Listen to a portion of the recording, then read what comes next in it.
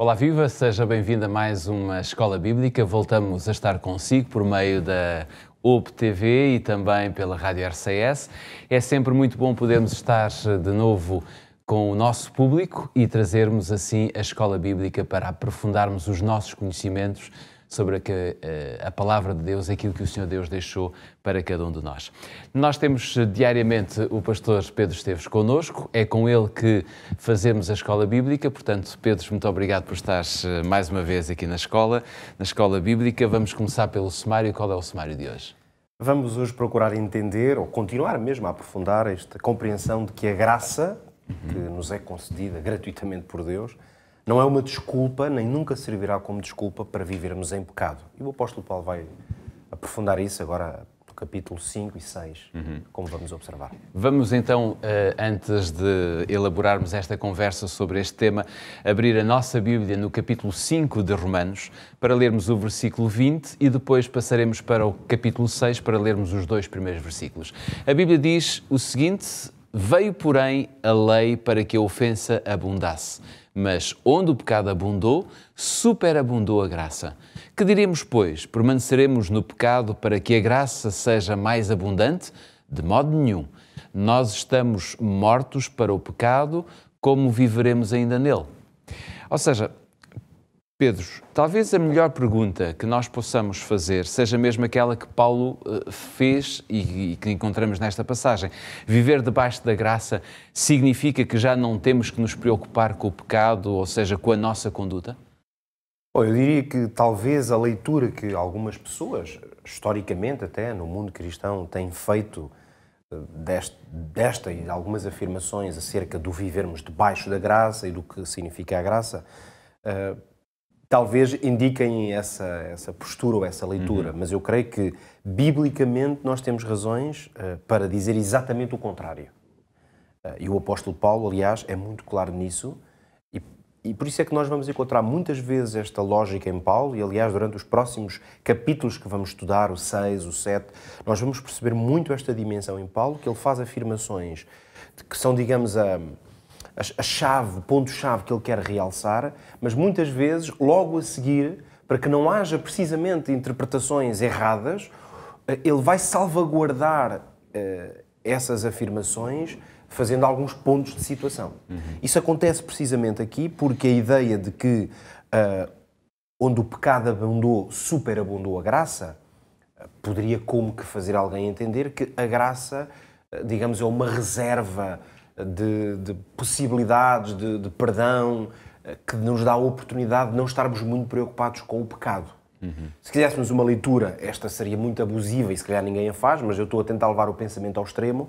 É como se alguém pudesse dizer que já que onde o pecado abunda, superabunda a graça, então nós podemos abundar em pecado. Claro. Porque temos uma solução. Portanto, vamos pecar à vontade ou não nos preocupar com aquilo que é contrário à vontade de Deus. É como se neste extremo o conceito de pecado deixasse de existir.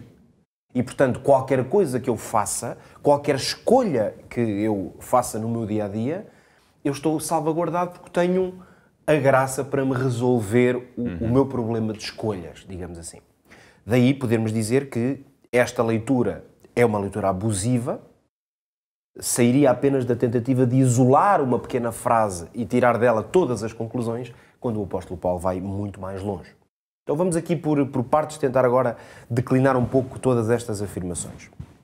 O primeiro ponto que é importante, claro, reforçar é que Paulo não hesita em dizer, e dilo de forma muito clara, que independentemente de qual seja a consequência, a natureza do pecado, a quantidade até, se é que o pecado se pode, enfim, quantificar, mas a verdade é que ele usa expressões de medida quando diz abundar ou superabundar. É a ideia de que não importa quão terríveis sejam os pecados ou os resultados dos pecados de uma pessoa, a verdade é que a graça de Deus é um poder de perdão suficiente para lidar com todo o tipo de pecado. E este tipo tem a ver com a natureza do pecado. E claro que nós tendemos sempre a medir a natureza do pecado em termos da gravidade moral, pública, mas sabemos que, no fim de contas, se quisermos fazer uma análise bíblica, o pecado é uma manifestação de uma rebeldia contra Deus. Portanto, na essência, nós nem podemos falar propriamente de uma gradação de pecados. Mas é verdade que as consequências dessa rebeldia para com Deus ou desse afastamento para com Deus não são todas iguais. Há pessoas que de tal maneira se afastam da vontade, dos padrões estabelecidos por Deus, que cometem atrocidades. E, portanto, nesse sentido, embora a origem desse pecado, como qualquer outra conduta reprovável, é um afastamento do padrão ideal de Deus, podemos dizer que as consequências são diferentes. Agora, o que é que quer dizer onde abunda o pecado, superabunda a graça? É que a manifestação da graça de Deus, que se manifestou especialmente em Jesus Cristo, ela é suficiente para cobrir, como diz a Escritura noutro momento, para cobrir uma multidão de pecados. Ou seja, significa que quando a pessoa experimenta a graça de Cristo, tem menos vontade de pecar? É exatamente isso. É uma formulação muito boa, dizendo que, especialmente quando nós somos tentados a pensar que os nossos pecados são muito grandes, e por isso é que esta afirmação de Paulo é muito importante para aqueles, ou nós mesmos, que em certos momentos nos sentimos tão contristados com o nosso próprio pecado, tão abatidos com a nossa fraqueza, que há momentos que o peso da culpa sobre nós pode ser tão grande que nós acabamos por desistir. Isso. Eu já lidei diretamente com pessoas que me abordaram como pastor, claro, dentro de uma relação de confiança espiritual, e que me disseram: eu sinto-me tão afastado de Deus, acho que sou tão miserável que no fundo eu prefiro afastar-me. Porquê? Porque considerarem que a culpa que carregam é tão grande, mais vale nem pensarem nisso. Ora, estas palavras do apóstolo Paulo dão-nos uma confiança de que nunca podemos estar num ponto em que vamos dizer: pronto, agora não há solução para mim. É deixar-me afundar no meu pecado. Não. O pecado, onde existir, por muito grande que ele seja, superabunda a graça de Deus. Agora, vamos à segunda parte, porque o nosso tempo corre. Não podem haver aqui interpretações abusivas.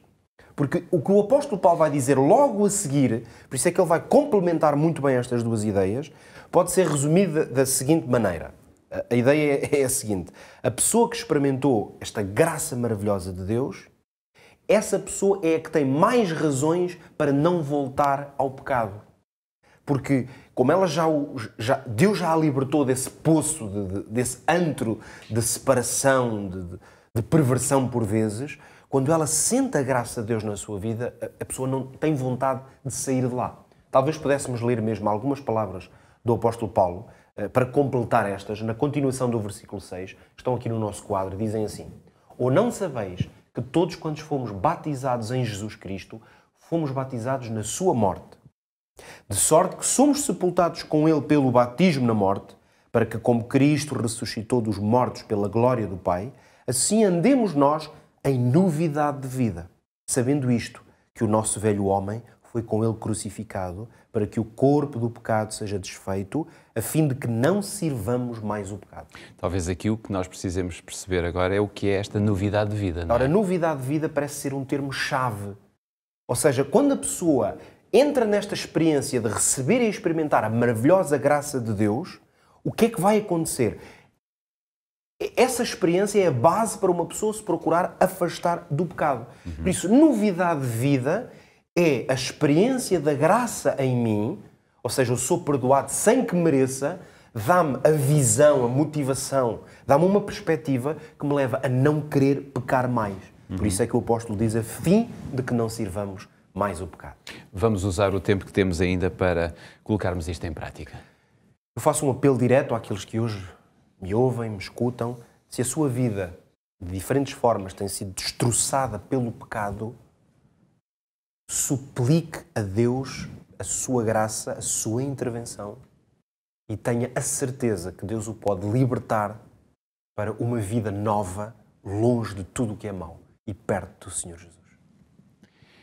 É desta forma que nós terminamos mais um episódio aqui na Escola Bíblica, sabendo que este programa na Hope Channel e também na Rádio RCS é um programa diário, portanto, fique encontro marcado já para o nosso próximo episódio. Contamos consigo. Até lá, que o Senhor o possa abençoar.